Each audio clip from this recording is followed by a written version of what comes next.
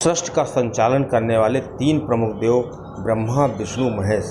ब्रह्मा जी को सृष्टि का निर्माता माना जाता है, विष्णु जी को सृष्टि का संचालक और श्री शिव जी को सृष्टि का संहार करता। आपने देखा होगा कि पूरे भारत में, पूरे विश्व में जहाँ भी मंदिर हैं वहाँ पर श्री विष्णु जी और श्री शिव जी की तो पूजा की जाती है, लेकिन आपने कभी ब्रह्मा जी का मंदिर में पूजा होते हुए नहीं देखा होगा सिवाय पुष्कर के। दोस्तों, पुष्कर में ही श्री ब्रह्मा जी का एक मंदिर है और वहीं उनकी पूजा होती है। आइए दोस्तों जानते हैं किस श्राप के कारण ब्रह्मा जी की वहाँ पर पूजा नहीं होती है और श्री ब्रह्मा जी की पूजा के लिए भक्तों को श्री पुष्कर जाना पड़ता है।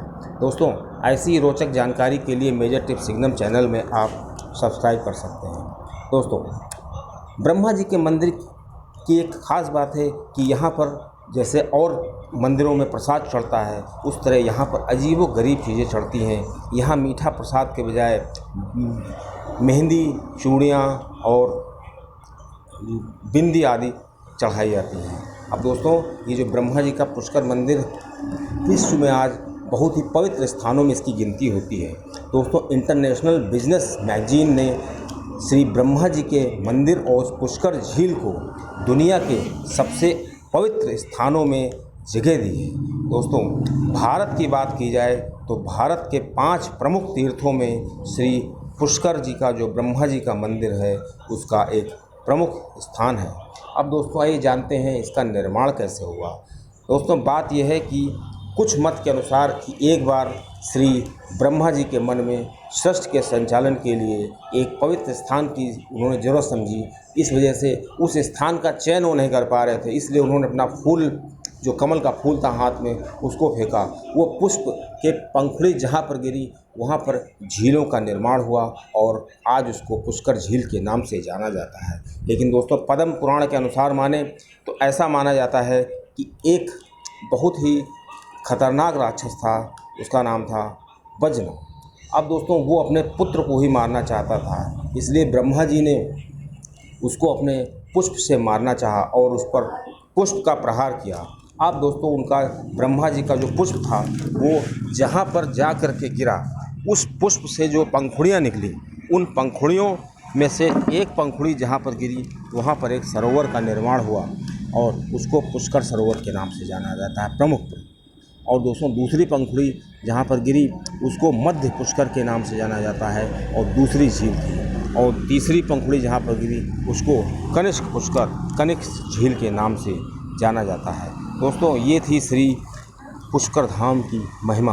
अब दोस्तों आइए जानते हैं पुष्कर के बारे में। दोस्तों, यहाँ पर 500 से अधिक मंदिर हैं और 14वीं शताब्दी में जब मुग़लों का आक्रमण हुआ, मुग़लों ने इन मंदिरों को काफ़ी नुकसान पहुंचाया। उसके बाद इन मंदिरों का फिर से निर्माण किया गया। अब दोस्तों, जो पुष्कर मंदिर है ये श्री विश्वामित्र जी के हिसाब से बना हुआ है। श्री विश्वामित्र जी का काफ़ी इसमें योगदान था। और दोस्तों, जो हमारे दार्शनिक थे, प्रमुख दार्शनिक श्री शंकराचार्य जी, इन्होंने इसका निर्माण कराया था।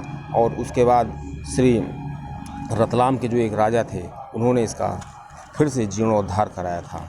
अब दोस्तों आइए पुष्कर मंदिर के बारे में जानते हैं।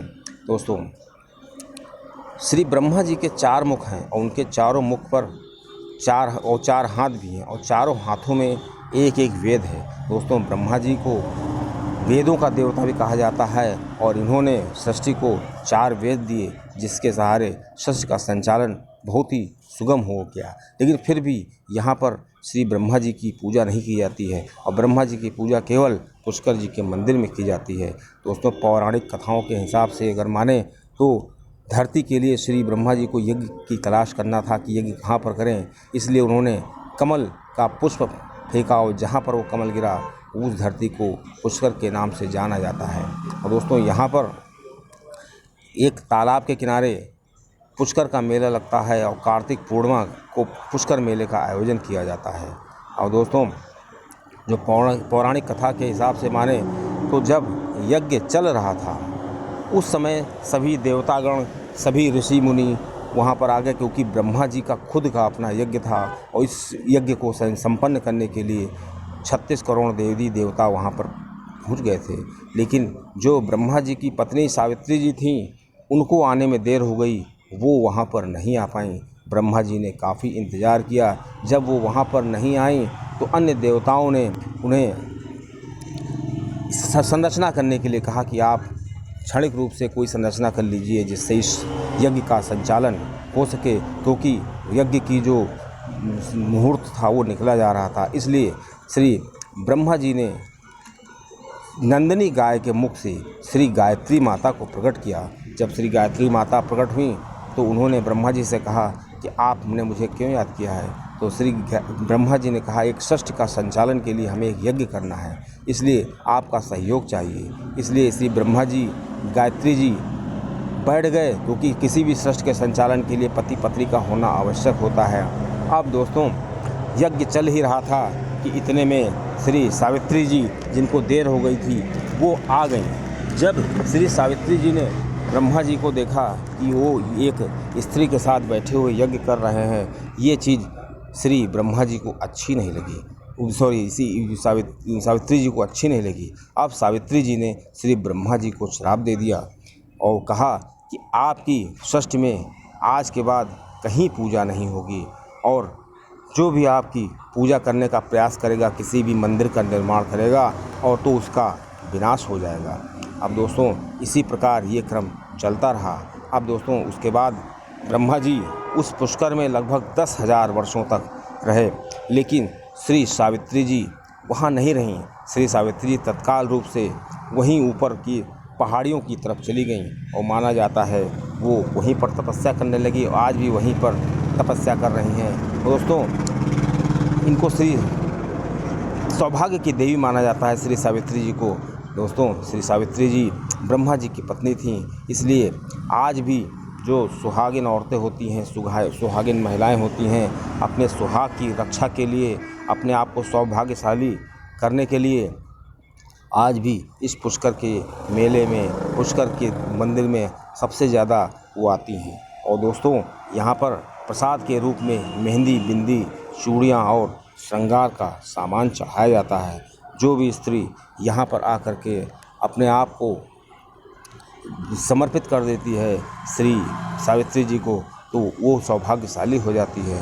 दोस्तों आज भी श्री सावित्री जी के मंदिर की काफ़ी महिमा है।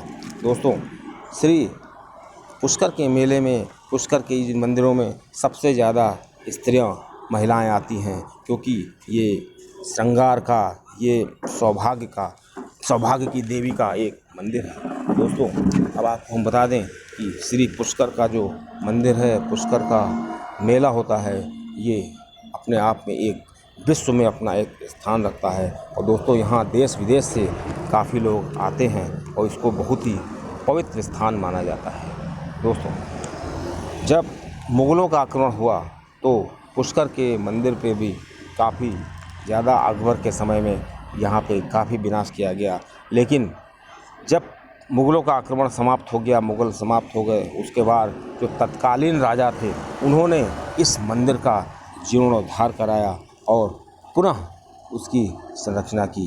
दोस्तों जो रतलाम के राजा थे उन्होंने इस जीर्ण शीर्ण मंदिर को बाद में नया रूप दिया। दोस्तों इस प्रकार हम देखते हैं कि जो पुष्कर का मंदिर है वो एक हिंदुओं की आस्था का केंद्र होता है।